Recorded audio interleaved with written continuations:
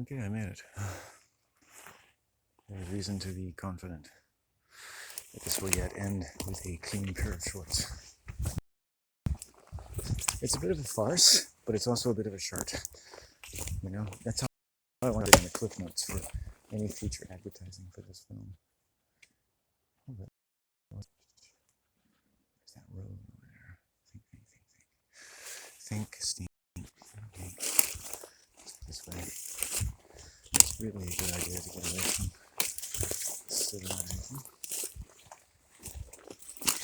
Of course, there are deer trails. That's helpful. Okay.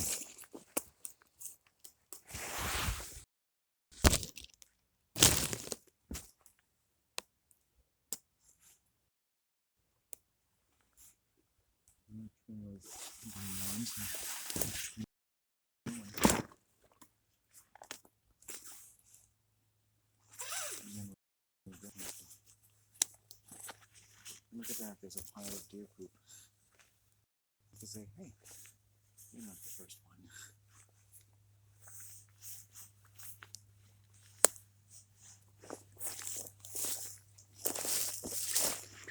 I think I can make up a song about this. Don't just stand there, poop, poop.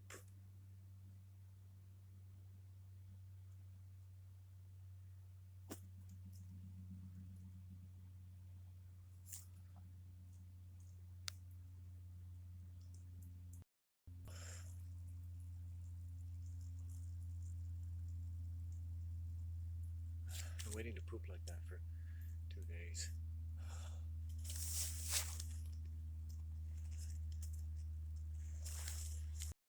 You're wrong, I have been pooping. I just haven't been pooping.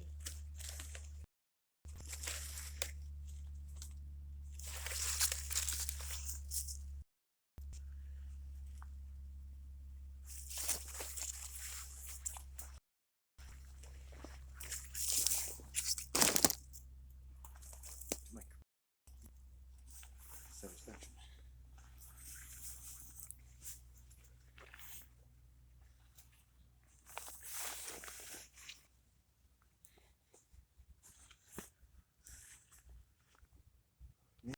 Only a poop if you can poop on Mary. It's only a poop if poop or scoop hurt. It's only a poop if she is giving rise to he, and there is nothing left to do but work yourself to death. Hey, it's only poop if it comes from the ass of Mary. It's sort of the sun. The sun is in the cave. For you, it's not so brave. Sit there in the dark and hope and know that you are not the lark. A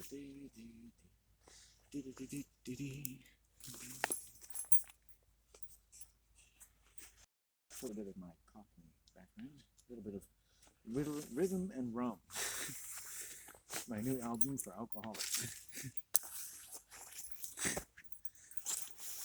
For it's a rum experience indeed. Little rummer boy. Boy, that's one beautiful ass piece of shit. That's like 2 shits in one. You know, that's like winning the lotto and the extra. Deuce is wild. That's a good name for this moment.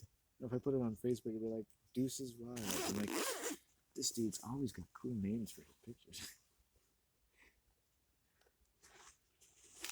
He must be like a poet or something. Now, for my next act, I'm going to eat some really gooey peanut butter cups. Yummy.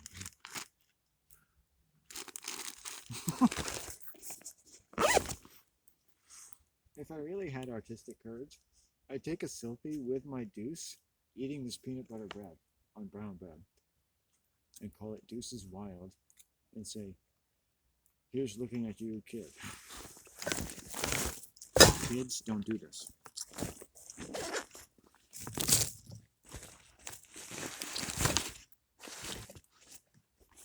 There's something about this man's song about Mary.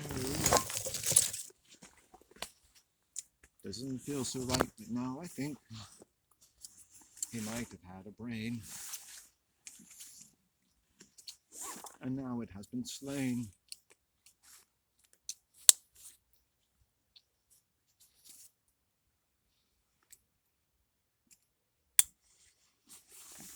He probably just needs a more confined space.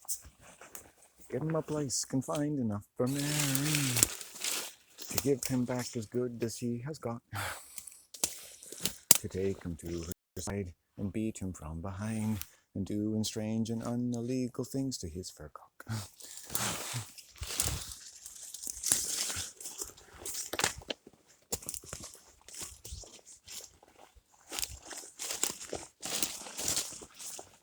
I think, in a sense, that one might not believe that everything about culture, media, and myth is, in some sense, an insult to the human race. Some people think that. It may be that when you write a poem or a song, you're drawing from a well of information that's similar to that drawn by someone who takes exception to everything. It may be that when you breathe in, you have to say no to the world. When you breathe out, you found to make the world acceptable for you.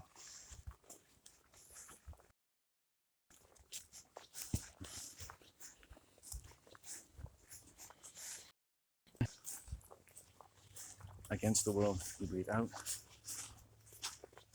Made the world okay. I'm against the world. I fix the world,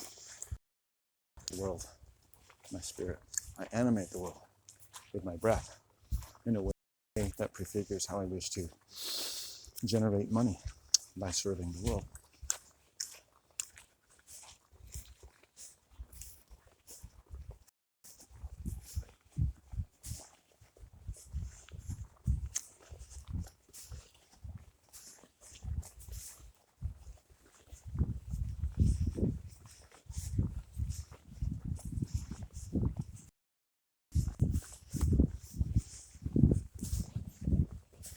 No, none of those work. So I'm going down there. I think the lake is probably receded. I'm going to go back.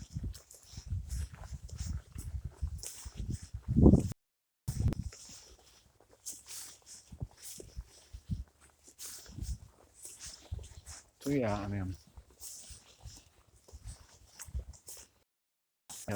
I expect to think that there's something misleading about every school of thought. Any song, TV, hidden message. The nice part about those is that you don't hear them. And you don't hear most of them. Most of the time, or all the time. And most of the people don't. So, if you think about it, it's a very rare thing to question something that could be misleading about all media. That's part of the same religion as you, through every police service in the world, with everything else. Its interests are just that broad and that well developed. You know, it had time to grow up before you were born, and it had you when you were born. Right, like a tractor beam. It's got your brain in its hands. It's got the whole world in its hands, right? And it molds you, right? And it works. You're not the only one it works upon. It works upon everyone else. And it works because it works on this way, and this way, and this way. It works even better because it's working on everyone. It's easier to control all the world than it is to control some of it, if you can get that far. Then it's like passive income. It basically rules itself at that point. Because everything people do and think and say is in the dimension of governing and being governed. So if you turned off the Jews, telling them what to do every day and what reality was, they wouldn't know what to do with themselves. You would think. But look at what happens when the power goes out, which it doesn't as much in certain places anymore. In fact, the opposite happens. You turn on the Jews, people just instantly kind of sigh and go back to reality. It's really that simple. It's just like one breath away, from removing all of that electrical aggression and dominance from the world. And everyone just becomes human again. Just turn off the power grids, right?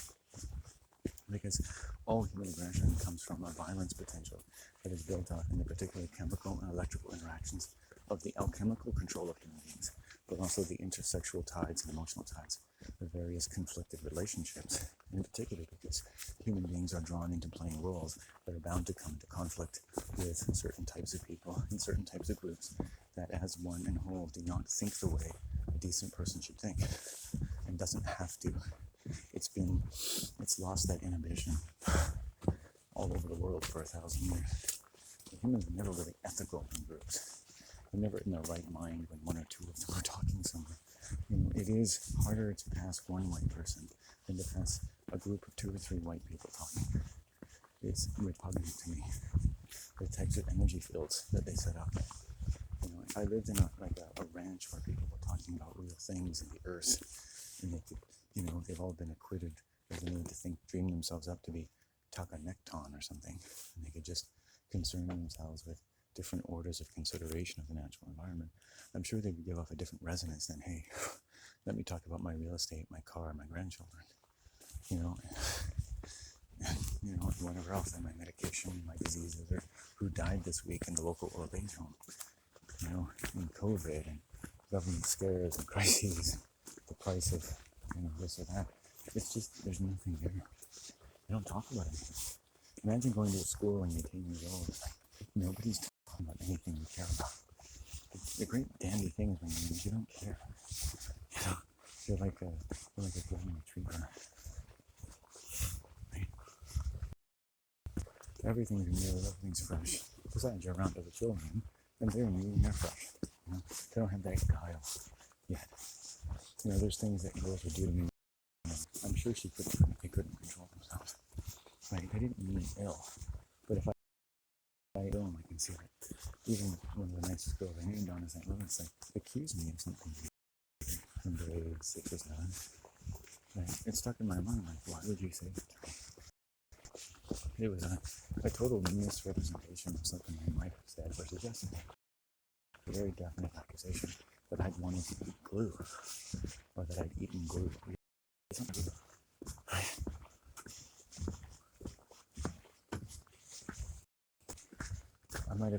It might have been a day like Halloween day or some day when I let down my guard and made a joke or something. And it's amazing that I let down my guard around women. I will often find things to use against me. It's happened throughout my life, around particularly narcissistic females. As soon as you get comfortable, that's when they find something to use against you. It so intimidates them when I just act like myself. They can't stand it. Because when you're joking, you're kind of more like yourself. It's an indication